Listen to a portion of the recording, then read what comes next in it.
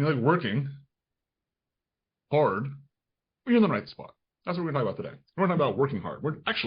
Today is episode number 1 of the journey from 20 to 40,000. So if you guys missed the first 14 weeks of this series, where have you been? Been sleeping? If you've been sleeping, well, if you have been, Katie, who's on here, this is now her second appearance. She's now a full-time co-host on here. Katie and I started a cleaning business in Arizona, which is in a different state than we started our first cleaning business. And we started 14 weeks ago. We started with 0 clients, and this time we had some experience though. And so we were able to take that experience, and within 14 weeks we were able to build a business that in the month of May did, I think, 22,000 something. So good start to the business, but not the end goal. It was a milestone. And so now we have transitioned from getting the business from 0 to 20K in less than 90 days to now 20 to 40,000 in who knows how long it's going to take.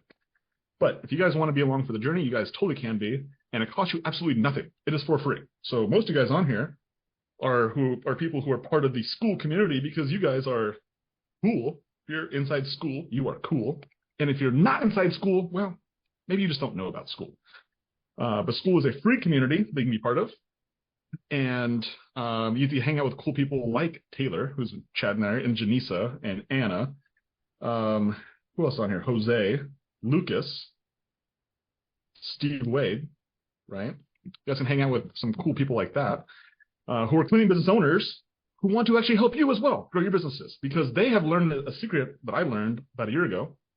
It's that the more I help other people, the more I get, right? And so as I grow this community, it's less about me helping people and more about you, other cleaning business owners, helping other people. But to start with, I must help you gain enough skills so then you can become valuable to somebody else, right? So that's the goal. So not only are you growing your cleaning business for yourself, but actually you're growing the cleaning business for the next cleaning business owners who you can help. Okay, so make this, if you want to see a little bit of a bigger picture, that is my goal. That's why we do this for free. Okay, so if you're not part of the school community, it's for free. And so James will drop the link for everybody who wants more information on the school community. There's a video where I explain how to get inside the school community. It's really simple. You just use the same system that Taylor's using, the same system that Janice is working, the same system that Jose and Anna, and literally every single person inside the community will use the same system, which is Go High Level. So as long as you use Go High Level and you sign up under my affiliate link, you're part of the school community for free. For free. Think of it like a franchise. Like, people pay hundreds of thousands of dollars to be part of a franchise because they have a proven system that works. Okay, so that's what we're building. Is we're building a franchise that you guys don't have to pay hundreds of thousands of dollars for it. You get to utilize it for free. And the same system has grown a $1 million business that Katie and I have built in Montana. There are other cleaning business owners inside the school community that are starting to get really, really close to growing their $1 million businesses. And there's a ton of people who are within the 20 to 40, and a handful of people who have grown the business into that $40,000 to $60,000 range. So if your business is anywhere less than $20,000, the school community is a good place for you. And if it's above that, then by golly, get into the thing. You should understand the value. Right? You should understand the value. So there it is. There's my pitch for the school community. That is free, by the way. And to get to hang out with cool people like Taylor and Janisa and Anna and Jose and Lucas and Melissa. Melissa's on here. I just saw her get on here as well. So, and Steve Wade as well. And sorry if I'm forgetting anybody else, but that's all who I can see off the top of my dome.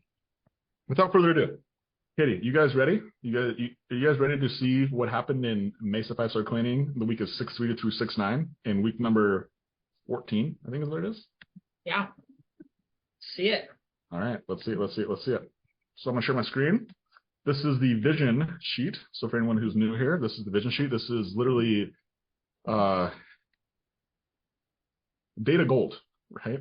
If you want to know how to predictably grow your business, you figure out the inputs that have the highest probability that your business is going to grow, and you focus on those, and you just make your inputs equal what you want your business to look like, and then voila, you have a business that produces revenue and the cash flow that you want to solve your goals. Okay, so speaking about goals, Katie, we now have a goal of $60,000, or now have a goal of $40,000 a month. And why do we have a goal for $40,000 a month, Katie? What's the goal? Because once we hit there, once we get that $40,000 a month, we can afford to pay somebody else to come into the office. Oh my gosh, trying to be all logical and stuff. So now we're trying to make these arbitrary revenue goals into actual logical reasons.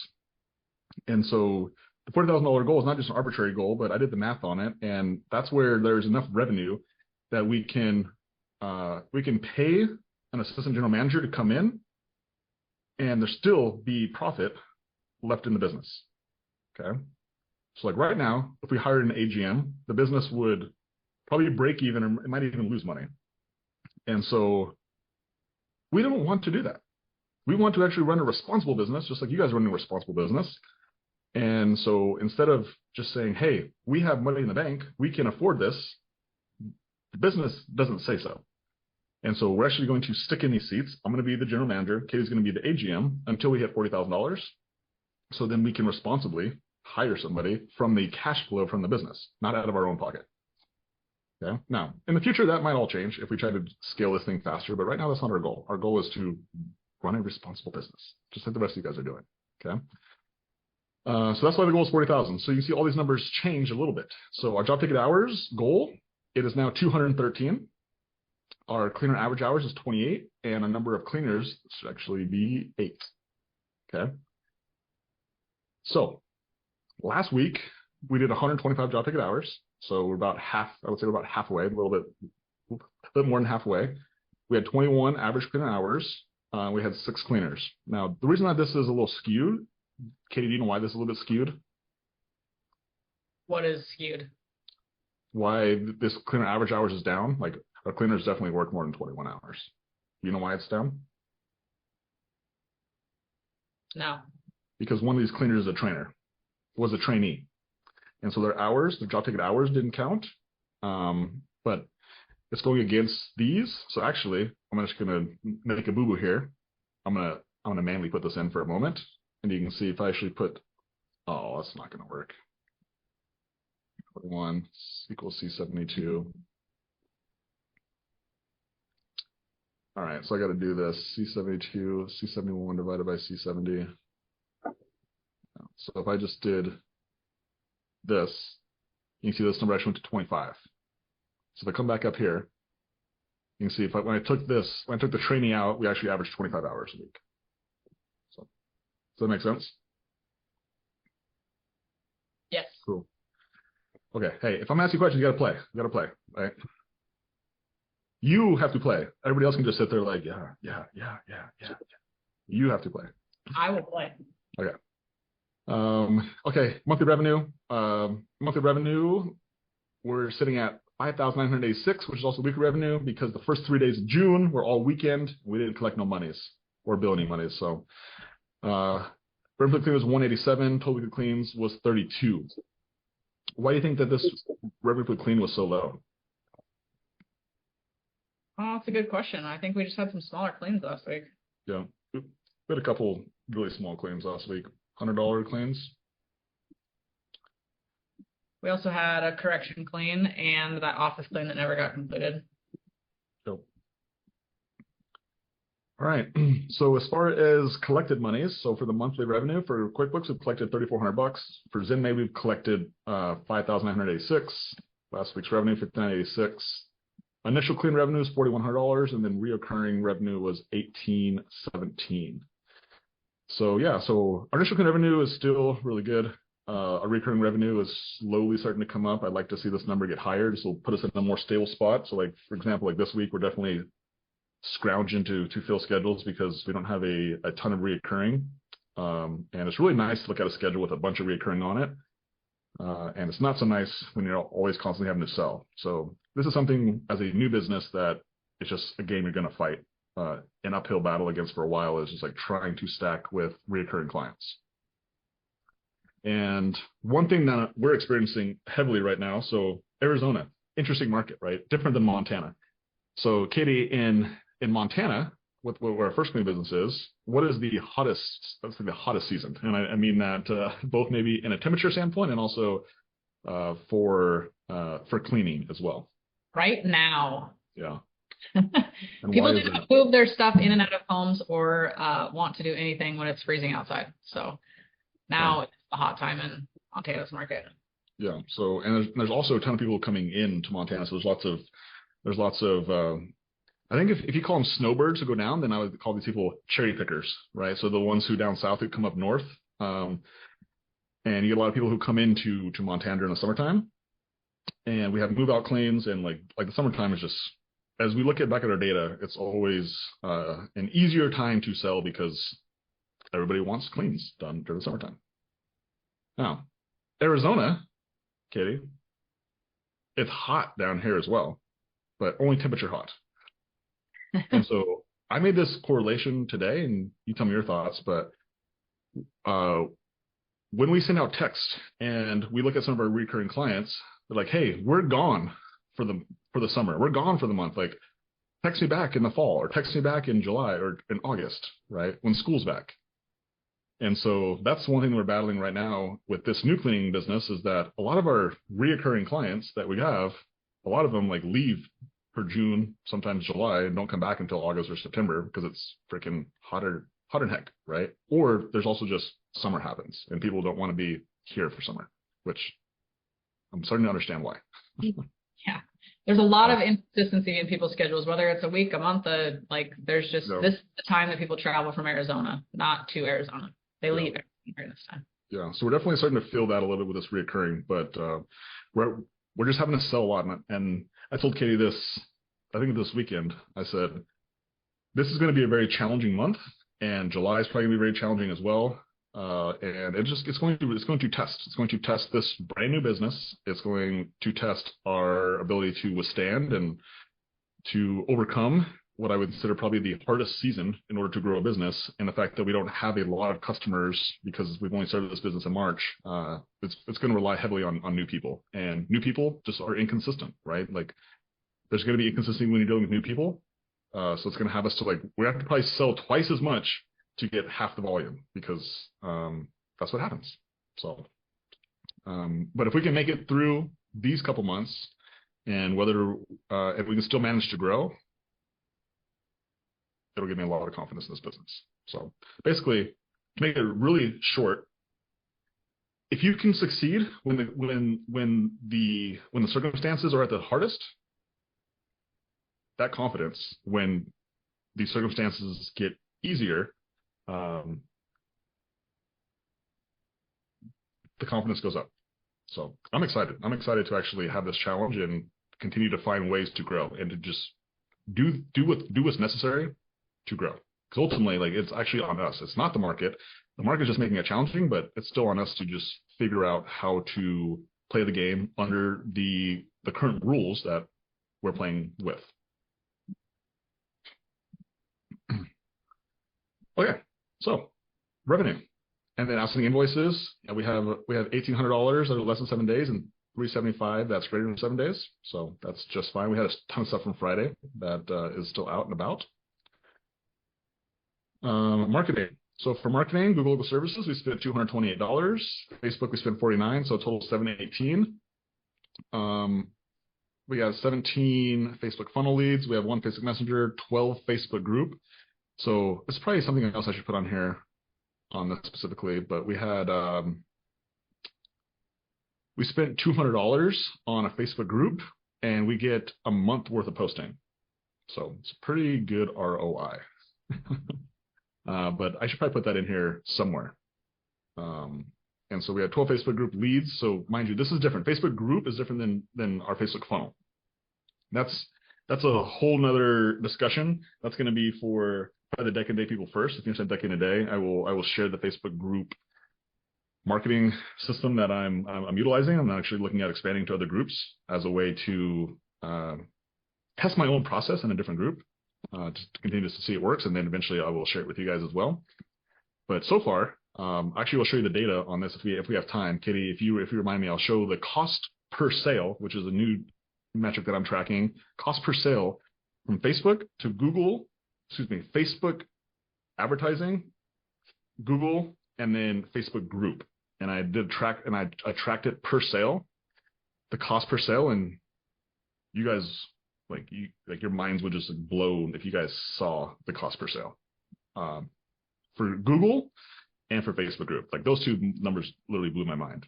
The Facebook group one I wasn't surprised by, or the Facebook funnel, but the other two I was very surprised by.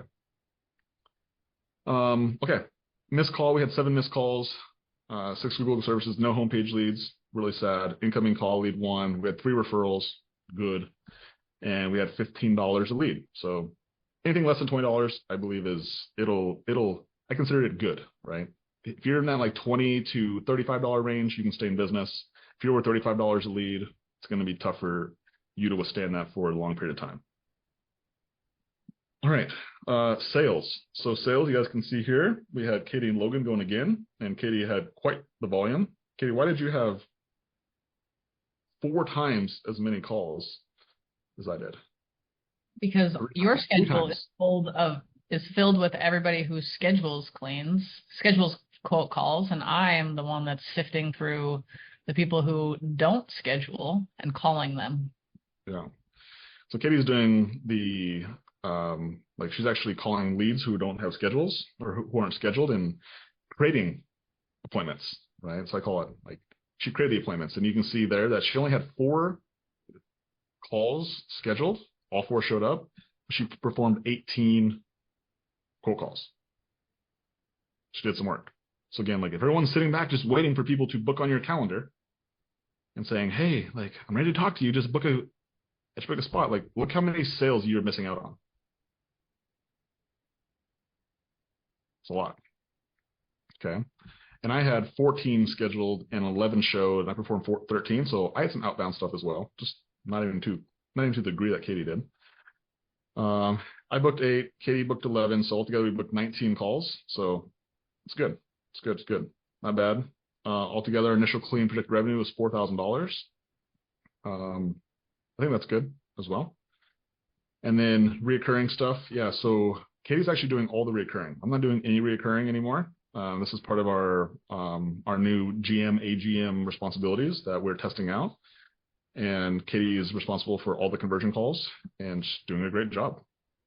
Closing 6 out of 8 people and 1,224. Again, like this money will keep us. This money will keep us alive, right? Even if we don't see that money right now, maybe these are monthly people. I know a couple of people, these are biweekly. But in July, we'll be super happy that these people rebooked, right? So good numbers. Weekly cleans, we had 32. Recurring clients, we have 24. Total reoccurring clients, total reoccurring clients is 22. I say this every single week, but I'm going to say it again for everybody who's brand new and just to practice what I preach to you guys about saying the same thing over and over again. For anybody who knows the difference between reoccurring versus reoccurring, please put in the chat for people who do not know this. Help people who don't know by helping them understand things that you know. Okay, you once didn't know what this meant, and now you can help somebody else know. So please in the chat, if you know the difference between reoccurring and reoccurring, put in the chat. And for you guys who don't know, look in the chat for these very helpful humans who are going to share with you what the difference is. And if you're watching this as a replay, that's why you get on the live calls. Okay, so we had 18 new cleans last week. We had 10 reoccurrings, and then we had 4 reoccurrings last week. Google reviews. Katie, is this a typo? No. Okay, cool. Yeah, 11 Google reviews in 1 week. Katie, is that are you guys is that a scam? Are you guys scamming? No, they are all go to Mesa 5-Star Cleaning and check out our Google reviews. They're all legit. I'm gonna do it right now. Google reviews. Mesa 5-Star Cleaning. Let's look at this. 79 Google reviews. Let's check it out, guys. Let's check this out. Newest. Okay. Tyler Olson. There you go. Patty Sally. Tina Montez. Susan Bowser. Brian Baldwin. Chris Williams. Susan Contreras. Clarice. She only gave a 4-star. This one actually didn't count. We don't count that. It's a 4-star review. Alex Graham, Gary McLeod. We're still within the 7-day window here. Rachel Kellogg. I think Rachel was the cutoff, right? Rachel. I don't remember, but so a week ago, yeah. Yeah. So here's how we track it, guys. If you guys are just curious on how we actually track this, is we actually have a little sheet here. So because we actually pay our cleaners for these reviews. And so here's how we track it is we come into here and then we can see all of them right through here. So that's how we track it. Okay.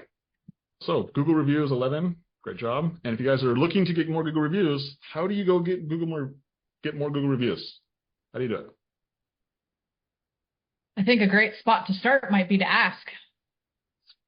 I would say that's the first step. You guys, anybody can do that. Like, you don't need a fancy process. Like, just fucking ask. Actually, do such a good job that you feel confident in asking.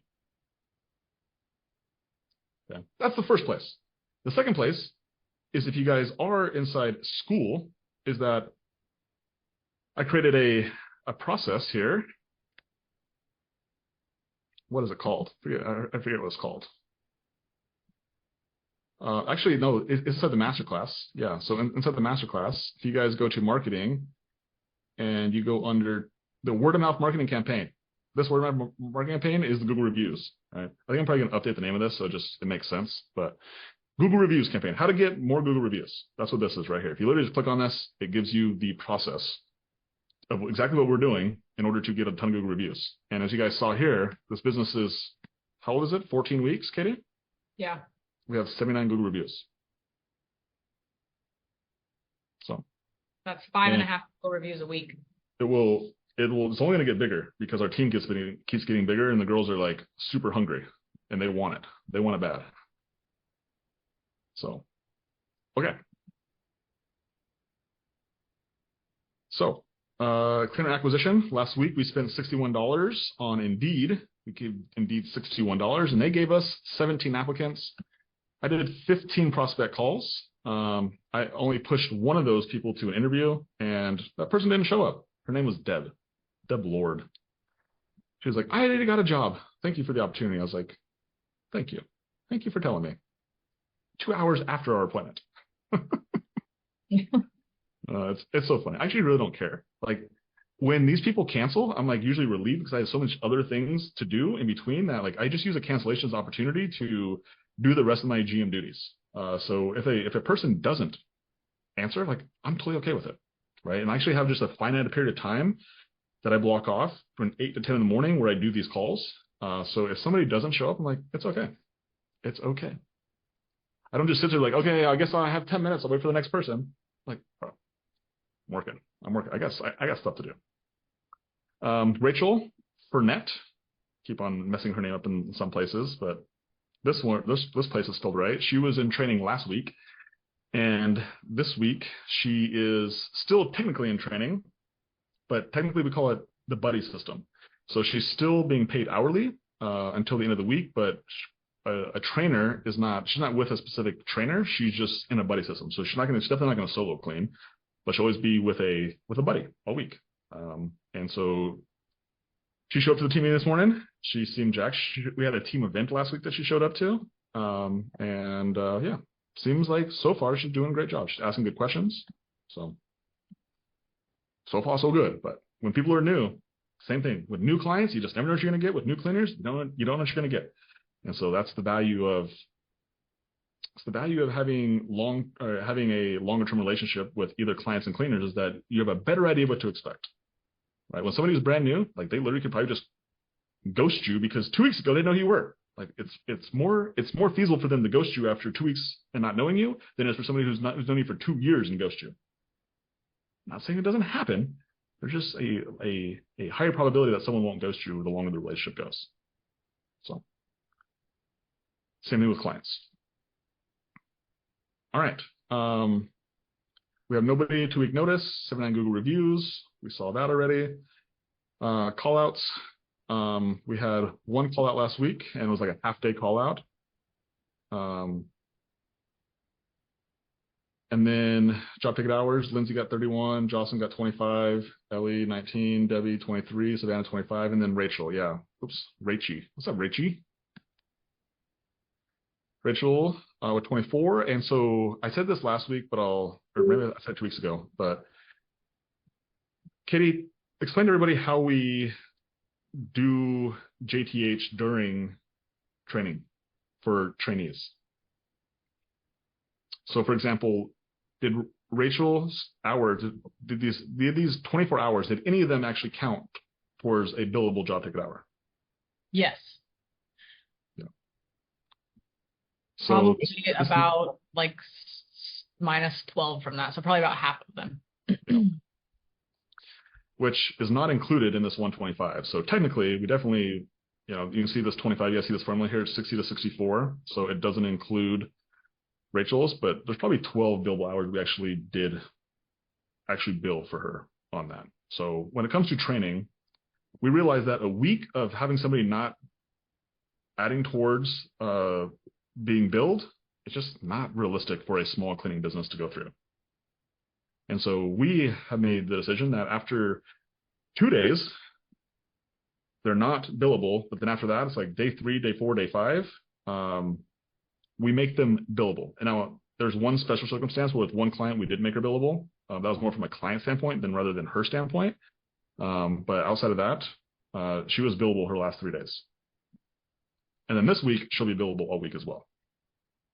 And it's very advantageous to the trainer because the trainer gets the entire revenue share, not just 50% of the revenue, and they're only working half of the time.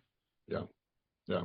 So the trainees really like it. The trainers really like it. In our situation with our trainers, you can see Jocelyn was our trainer last week. So even though she only got 25 hours, she got our top tier. So the way that we do our commission structure is that they get a base of 30%. Their first bonus is another 8% bonus. And simply to get the bonus, all they have to do is just show up to all their scheduled cleans and have 0 requested time off. So for example, if Ellie right here, she's got a call out right here, because she had a call out, she actually will stay in the 30% revenue share. But everybody else on here, everyone else below here, so baseline is 30%.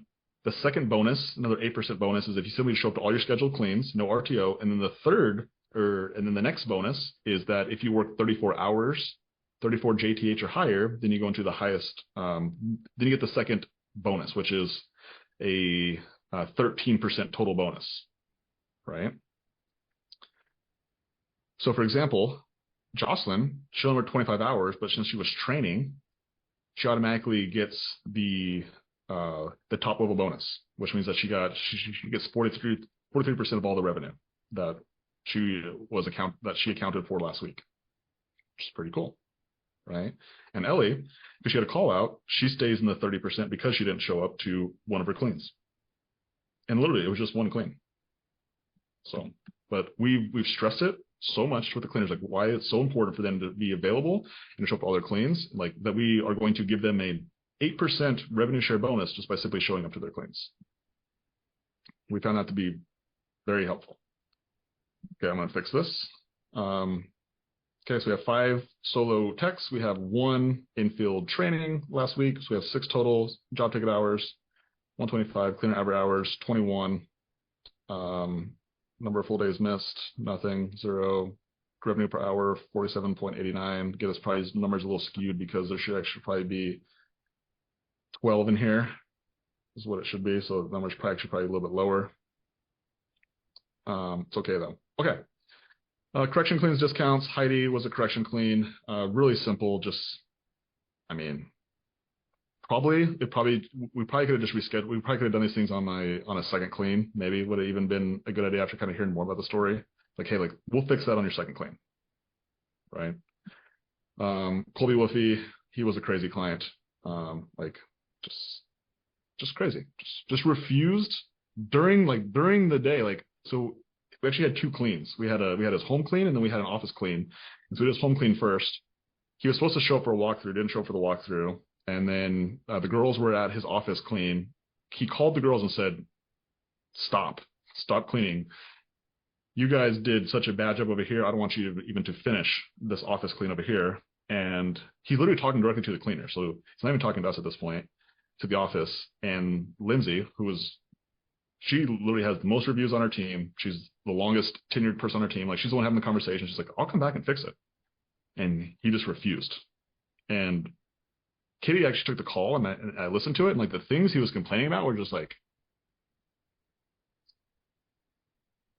I have a rule in life. I don't want to hang out with people who don't want me to win.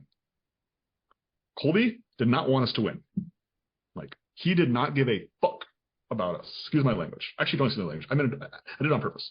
He did not care about us at all. And that's okay. Because Colby, we're not serving you anymore. You will never get a text from us. That's it. And that's fine. But he did not want us to win.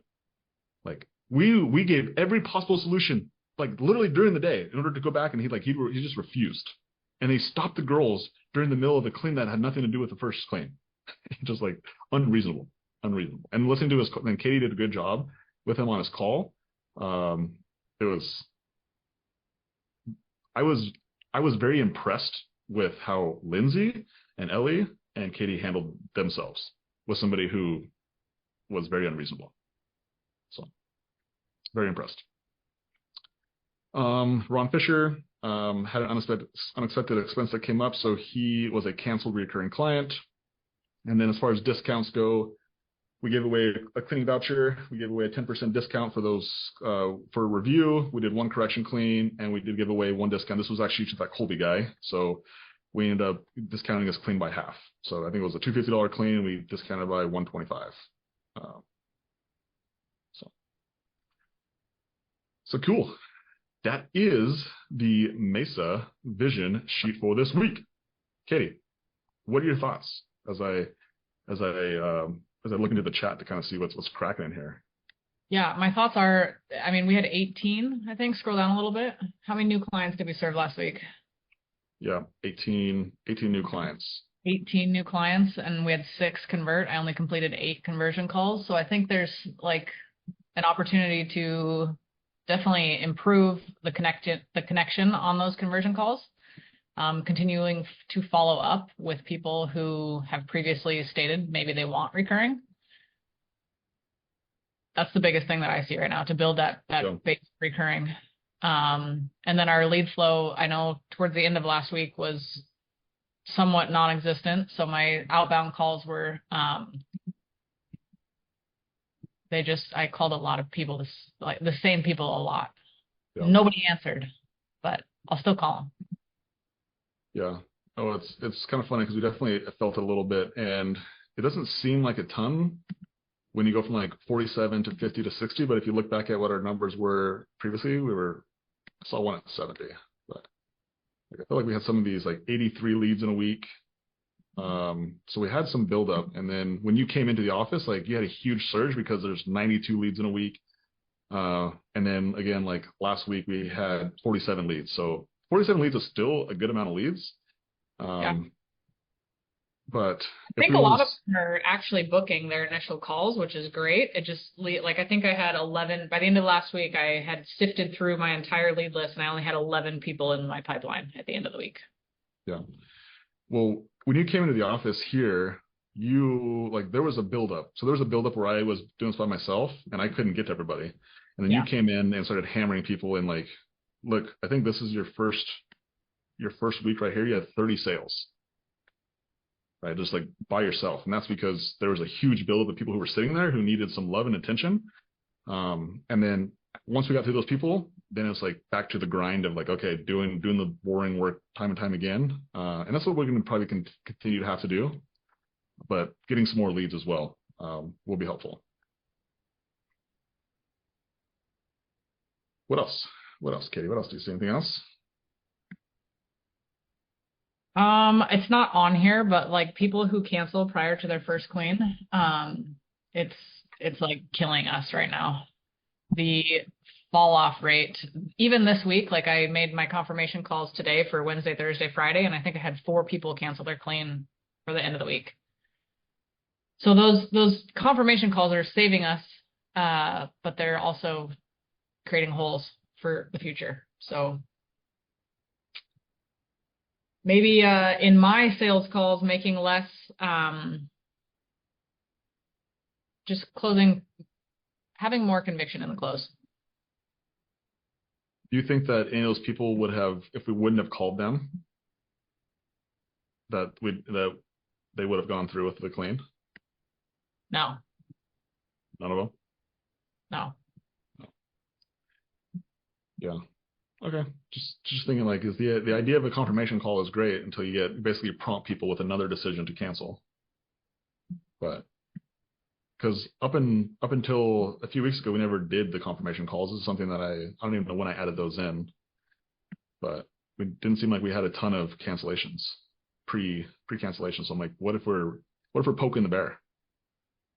Yeah, I'll pay attention moving forward because it totally could be. There was 3 that didn't are not in town, or life emergency happened. They're out of town or they're going on vacation, and then one was for tomorrow. Was Tanya, and they're in the middle of moving. So we just bumped her clean to a move out clean next week. But yeah, maybe that just goes to show too that, like, maybe we're just booking too far out. It's like even though if somebody wants really far out, it's like, we got to get you in this week. Yeah, I think that's always like part of the game too. One of them had already rescheduled, and then the other one had booked about a month ago. So definitely something on timeline there. Cool. Yeah, I think that deposit. Yeah, so it's going to create a little bit of friction on that front end, which, if we're getting, basically we're just getting harder sales. We're getting people to commit more up front rather than making it super easy. It's like, that's another it's another option for sure. Yeah, I think Tyler maybe Stowers messed with the $50 deposit, and then, or maybe it was Audie, but she doesn't, whoever it was, they don't actually charge it. Like, they just basically say to confirm the cleaning, and then only charge it if there's a cancellation. I think it's Jessica and Lucas, actually. Somebody. Yeah. Cool.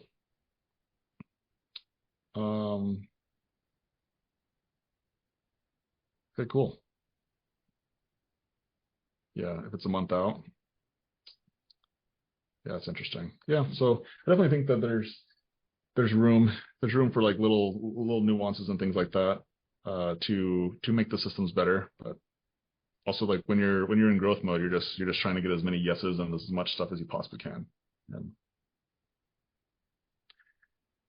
sometimes, yeah, would you rather get a no up front, or would you rather get a no behind? And I always err on the side of, like, let's get as many yeses up front, and then just understand that there's going to be some no's that come with them. There's going to be some drop off, but how do we make it as easy as possible for as many people to say yes? Yeah, I think I created a couple of those with a spouse objection. I was like, listen, like, let's just go ahead and put you on the schedule. You go talk to your husband, and if your husband says, no, I don't want you to be happy, you come back and no. And I think I've created a few of those. Yeah. Cool. All right. Sounds good. Okay, let's see some questions that we have here in the chat. Again, you guys have questions, drop it in here. Anna says, Katie, can you explain? I'm not sure what she's referencing. Thank you, Jose, for dropping what the reoccurring means. It's great.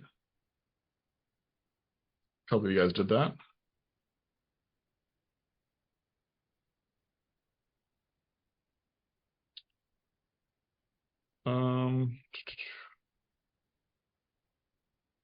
No questions. Nobody got any questions? You said you were going to share the ad spend thing. Ads. Oh, yeah. The cost per sale. Okay, cool. Yeah. So I'll share this with you guys. Okay, let me share my screen. Okay, so this is what I was referencing from earlier about the Facebook group, Facebook funnel, and Google LSA. So if we see the math here, we obviously can do a cost per lead. Does everyone know how to figure out a cost per lead?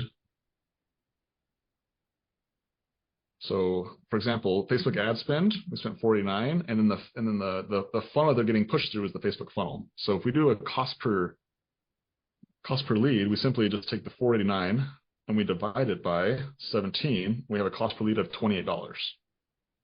Okay. Google Local Services, we have 228 is what we spent. And then we got 6 leads, so we divide that by 6. We got $38 a lead. And then what is not shown here, which maybe I can just, can I do this? I'm gonna try to break something here, James, and you have to fix it, okay? I'm gonna put something in here. I'm gonna do a Facebook group. And maybe we should break this out over the course of a month. Because I only pay one time, I pay $200, but I want to see this show up on every single week. Or should I just put the one time in there? Because then it doesn't show up. Does that make sense? So if I spend $200 for the entire month, should I do it how Jessica and Lucas do their accounting, accrual based, or should we keep this a cash based accounting? Well, can you just do 50? Because then it's like $50 a week. Yeah, that's what I was saying. So I have 50 in there, then we can just go like this. So now we've accounted for, oh, did that move? Okay, yeah, it didn't. Okay, so we have this, so C, okay, and then the Facebook group. So now we do the Facebook group. So $50 divided by 12 is $4 a lead. Okay, so there's some good numbers for you guys. But I'm gonna go to my intelligence sheet now. Intelligence, Mesa Intelligence. And when I was doing this for the end of May, it's gonna be May. Anyone here ever grow up just loving NSYNC and Backstreet Boys and 98 Degrees and Britney Spears and Christina Aguilera? Yeah. No, I grew up. It's so funny. I grew up like, you know, as a teenage boy, like I was like probably jealous of them. So I was like, oh, they suck, you know, jada. But as I get older, I'm like, there's stuff like it's got a good beat to it, right? I like it. It's gonna be May. I think that was NSYNC. Okay, cool. So if we scroll down here to our intelligence sheet, yeah, I did this. This was the first month I did it, and then I backtracked it. So for Facebook, you can see here we got 33 sales from Facebook, guys, and this number I'll show you where it's at. So on Facebook last month for the month of May, we spent $2,100. On Google we spent $1,000, and in the Facebook group $200. Okay, so you can see these are the 3 things that we spent money on for marketing for a total of $38.41. Can everybody see that? I'll make this a little bit bigger for you guys. Real big. So you can see here we had 2163, 1117, 200. Okay, you guys can see that. So now when I scroll down to the bottom of this intelligence sheet, the sheet that makes me look really smart, this Facebook funnel, we had 33 sales, and the cost per sale, $65. So most people want to tell you their cost per lead. They think they're cool, but I think this number is even cooler, is that it costs us $65 to get a sale. Facebook group, we had 10 sales from the Facebook group. We spent $200, so that means we spent $20 to get a sale. And then Google Local Services, we only had 5 sales, and we spent $223 to get a sale.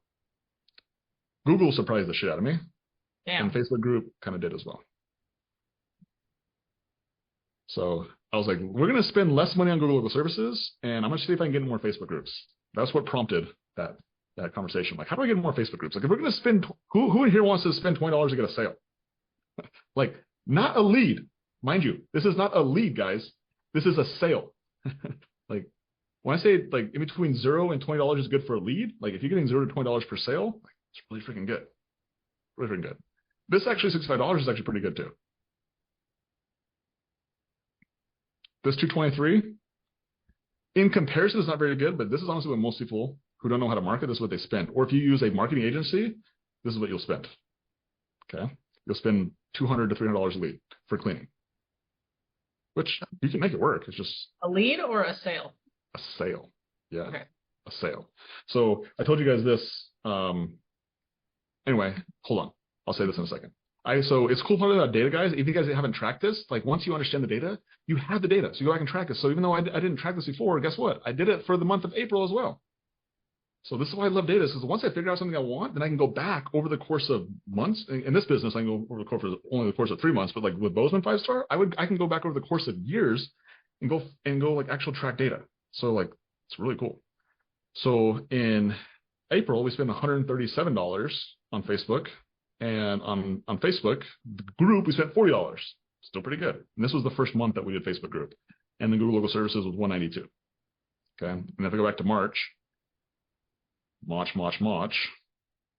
see what we did in March. Oh, maybe I didn't track it for March. Oh, yeah, it is.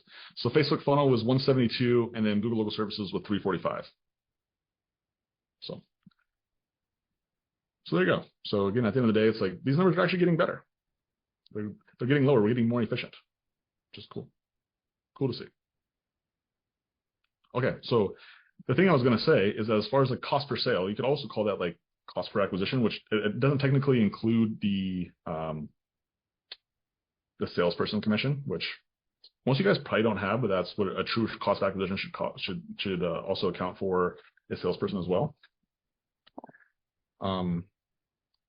So we did a deal with a local cleaning business here. Their business is bigger than ours, and not just from Mesa, but in our Bozeman as well. Their business does over $2 million. It's down here in the Arizona market. We actually established a relationship with them from the Facebook group that most of you guys are part of, that you guys came from, and I highly recommend that you guys like network with each other, make friends with each other, because you guys will learn and make more money from each other. If you understand that like Lucas, having a relationship with Lucas and Taylor and Anna and Jose, like having those relationships will make you more money. Okay. Sometimes it might be indirect, but in this case, it was very direct. And so we had this relationship with this cleaning business owner who lives down here. Ironically, just very lucky, she does not serve the east side of the Phoenix market. I should say this. She did, but she no longer wanted to.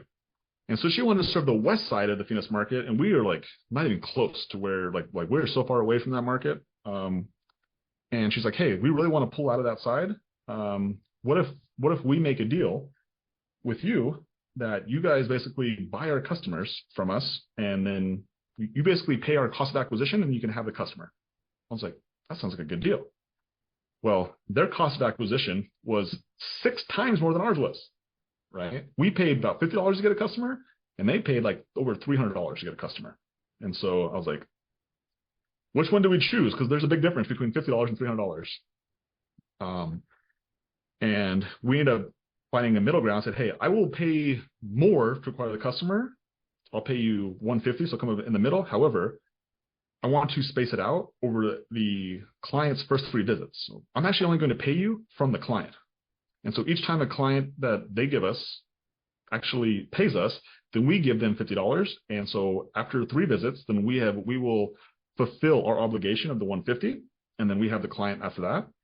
And if for some reason the client cancels after the first visit or the second visit, then we don't have to continue to pay the $50, right? So it is in our best interest as a business, but also like they can be rewarded for their client as long as the client is a good client, which honestly most of our clients have rebooked. I think only one client as of this point actually hasn't rebooked from them. So it's going to seem to work out just fine as we're doing it. But the key was that our cost of acquisition was so low that I had leverage. I was like, dude, like $300, like that's insane. But as I showed you guys earlier, like most cleaning businesses, like that's actually pretty normal because they were using an agency. They're using a marketing company to do their marketing for them. And anytime you have a third party who you're going to spend $1,500, $2,000 right at the top just to like have them run your stuff, like that's part of your cost of acquisition. Okay. And so that's why I believe so much that as a small business, like when you learn the skill set of rainmaking, being able to generate leads, like literally, like there's nobody there, and all of a sudden you made people appear. Very powerful skill. Very powerful skill. And it'll serve you in much more than just a cleaning business, by the way. That's why I'm so passionate about teaching that, right? And so that's why part of the school community, like we teach that. Part of Decade in a Day, like I literally show you the Facebook ads that is worth $18,000 a year. That there's people, I don't know who's on here. Jessica and Lucas are on here. They were paying marketing agency, just like the other cleaning business owner was. Who else was on here that was paying? I don't know if anybody else on here was. Renee Krause was as well. And literally paying, I think, $1,500 to $1,700 a month to have somebody run your Facebook ads. And like, I just created a course, really in-depth course on exactly how to do it. And now these people went from paying somebody $18,000 a year to now being able to run it themselves for the rest of their lives. Like, they have the skill. Pretty cool. Not only does it save you money today, but it'll save you money for the rest of your life. And now you've honestly generated a skill that will be very, very valuable. So that's why I think that learning the skill marketing is so valuable. It's not something I would pass off. Okay. All right.